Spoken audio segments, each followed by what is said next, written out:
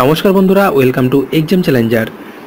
আজকের বিষয় হচ্ছে আগামী দিনের পরীক্ষার সেট 3 কোশ্চেন অ্যান্সার, অর্থাৎ কোশ্চেন অ্যান্সার নিয়ে আমরা হাজির হয়েছি। তার আগে একটু ছোট একটা কথা বলবো। বাজারে অনেক রকমের পরীক্ষা প্রস্তুতির জন্য ম্যাগাজিন পাওয়া যায়, এছাড়া বিভিন্ন পত্রপত্রিকাতেও কিন্তু অনেক কোশ্চেন অ্যান্সার দেওয়া থাকে।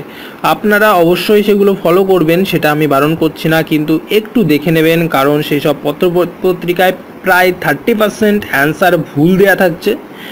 আর যার জন্যে পরীক্ষার খাতায় আপনাদের বহু নম্বর আপনাদের এই ছোট্ট ভুলের জন্য কেটে যেতে পারে। আমি বুঝতে পারি না সেসব ম্যাগাজিন যারা ছাপায় তারা কি হিসাবে ভুল উত্তর দেয়। তাদের অবশ্যই 1 থেকে 2 বার নয় 3-4 বার চেক করে নেওয়া উচিত উত্তরগুলো তারা ঠিক দিচ্ছে কি ভুল দিচ্ছে। তাদের ওপরে তীব্র ধিক্কার জানাচ্ছি, আমি একেবারে সরাসরি নিন্দা করছি তাদেরকে, যদিও আমি নামকরণ করছি না। তো আপনারা একটু চেক করবেন, আশা করি আপনাদের অবশ্যই উপকার হবে এই তথ্যটাই। যাই হোক, আজকের প্রশ্ন উত্তরগুলো দেখে নেব। নিচের কোনটি সিপাহী বিদ্রোহ দ্রুত ছড়িয়ে যাওয়ার অন্যতম কারণ? অ্যান্সার হবে কার্তুজে গরুর চর্বি ব্যবহার করা। গরুর চর্বি ব্যবহার করার কারণ কি ছিল? গরুর চর্বির সঙ্গে শূকরের চামড়াও ব্যবহার করতো ইংরেজরা, তার কারণ যাতে এটাকে কেউ দাঁত দিয়ে না কাটতে পারে।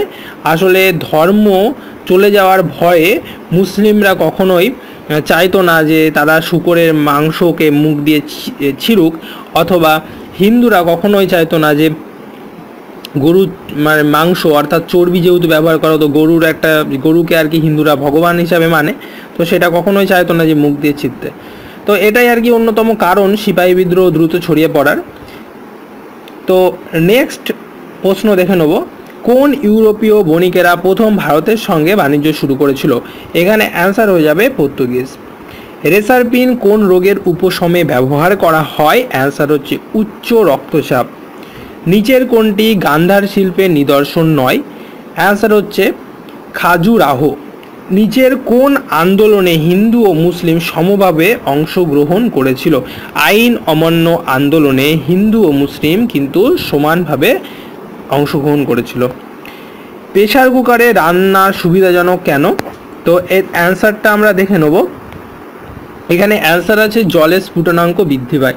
তো একটু বলবো যে প্রেসার কুকার আমরা বাজার থেকে কিনি, সবাই আমরা প্রেসার কুকার সম্বন্ধে জানি যে প্রেসার কুকারে একটা সিটি পড়ার ব্যবস্থা থাকে।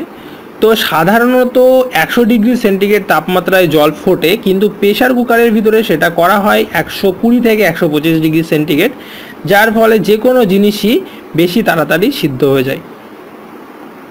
পৃথিবীর বায়ুমণ্ডলের কোন স্তর রেডিও তরঙ্গ প্রতিফলিত করে?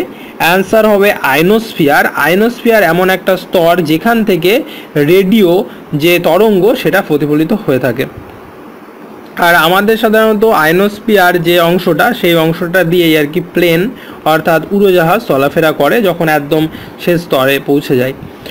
তো শব্দ নিচের কোন মাধ্যমে চলতে পারে না? শব্দ শূন্য মাধ্যমে চলতে পারে না। শূন্য ছাড়া সবচেয়ে চলে হচ্ছে কঠিন মাধ্যমে সবচেয়ে বেস্ট, তারপরে তরল, তারপরে কিন্তু বায়ু মানে বাতাস, আর শূন্য মাধ্যম হয়ে গেলে শব্দ চলতে পারে না।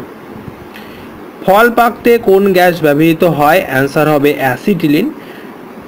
রুবি কিসের অক্সাইড? অ্যান্সার হবে অ্যালুমিনিয়াম। নিচের কোনটি সঠিক নয়? আমির খসরু যে সঙ্গে যে সরদ আছে এখানে, এটা সঠিক নয়। মানচিত্র তৈরি সংক্রান্ত শিক্ষাকে কি বলে? অ্যান্সার হবে কার্টোগ্রাফি। কাকে ভারতের মিসাইল প্রযুক্তির জনক বলা হয়? ডক্টর APJ আব্দুল কালাম, যিনি আমাদের ভারতের রাষ্ট্রপতি ছিলেন। ভারতের সর্বাধিক উত্তর অক্ষরেখায় কোন শহর অবস্থিত? অ্যান্সার হচ্ছে পাটনা, আর পাটনা হচ্ছে বিহারের রাজধানী। নেক্সট প্রশ্ন, ভারতের সংসদ নির্বাচনে প্রার্থীর ন্যূনতম বয়স কত হওয়া প্রয়োজন? অ্যান্সার হবে 25 বছর। ইলোরার মন্দিরগুলিতে কোন ধর্মের নিদর্শন পাওয়া যায়? তো ইলোরায় যে মন্দিরগুলো ছিল সেখানে হিন্দু, বৌদ্ধ ও জৈন ধর্মের নিদর্শন পাওয়া যায়। তানসেনের আসল নাম কি? তানসেনের আসল নাম রামতনু পাণ্ডে।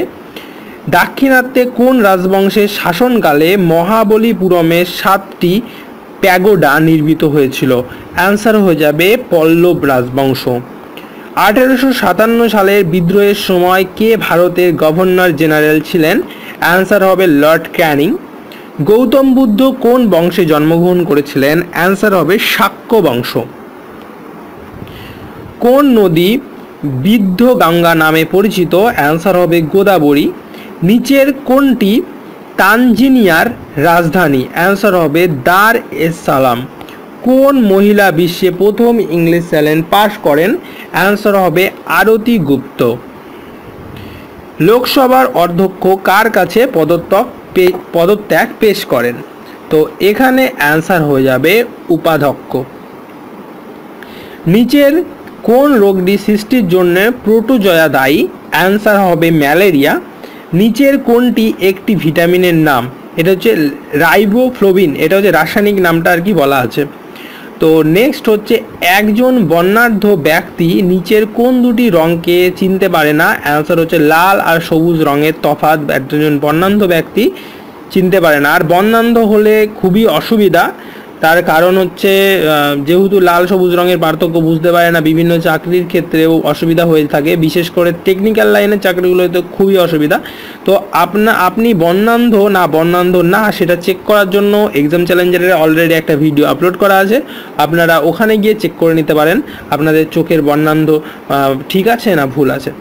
যাই হোক, নীল সরোবর পরীক্ষালয় ভারতের কোন রাজ্যে অবস্থিত? অ্যান্সার হবে গুজরাট।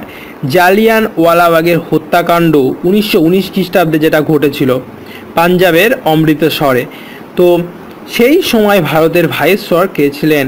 জেনারেল ওডায়ার। তো নেক্সট হচ্ছে সল্টপিটার এর রাসায়নিক নাম কি? পটাশিয়াম নাইট্রেট, যেটা তার আর কি সেটার নামই হচ্ছে সল্টপিটার। পাকস্থলীতে কোন অ্যাসিড থাকে? অ্যান্সার হচ্ছে হাইড্রোক্লোরিক অ্যাসিড, যার সংকেত হচ্ছে HCl। নিচের কোনটি উষ্ণ রক্ত বিশিষ্ট প্রাণী? দেখুন, সাধারণত যারা স্তন্যপায়ী তাদেরই রক্ত উষ্ণ হয়, যেহেতু বাদুড় এখানে স্তন্যপায়ী তো এর রক্ত উষ্ণ হবে। মানব শরীরের সবচেয়ে শক্ত অংশ কি? এবার মানব শরীরের যে সবচেয়ে শক্ত অংশ সেটা তো দাঁত নিঃসন্দেহে, কিন্তু এখানে এলামেন এই কারণে বলা হয়েছে দাঁতের যে শক্ত অংশ তাকে বলা হয় এলামেন। নিচের কোনটি একটি নদী বন্দর? আমাদের কলকাতা, যেটা একেবারে হুগলি নদীর তীরে অবস্থিত, যাকে বলা হয় নদী বন্দর, মানে এর ভিতরে আর কি। কোন পর্বত পূর্বঘাট ও পশ্চিমঘাট পর্বতমালাকে যুক্ত করেছে? অ্যান্সার হয়ে যাবে নীলগিরি পর্বতমালা। কোন কুষাণ শাসক বৌদ্ধ ধর্মে দীক্ষিত? অ্যান্সার হচ্ছে কনিষ্ক। কোন সুলতান রেশনিং ব্যবস্থা চালু করেন? অর্থাৎ আমরা যে রেশন থেকে গম এছাড়া কেরোসিন তেল বিভিন্ন জিনিস দ্রব্যাদি পেয়ে থাকি, তো সেই ব্যবস্থাটা চালু করেছিলেন সুলতান, মানে কোন সুলতান? তো এখানে হচ্ছে আলাউদ্দিন খলজি। নিচের কোন অভয়ারণ্যটি গন্ডার সংরক্ষণের জন্য বিখ্যাত? তো অ্যান্সার হচ্ছে কাজিরাঙ্গা। এটা কিন্তু আপনারা মনে রাখবেন, এটা খুবই গুরুত্বপূর্ণ একটা প্রশ্ন। নিচের কোন দেশটি অতীতে পারস্য নামে পরিচিত ছিল? অ্যান্সার হচ্ছে ইরান। তো ইরানও একটা সঠিক অ্যান্সার।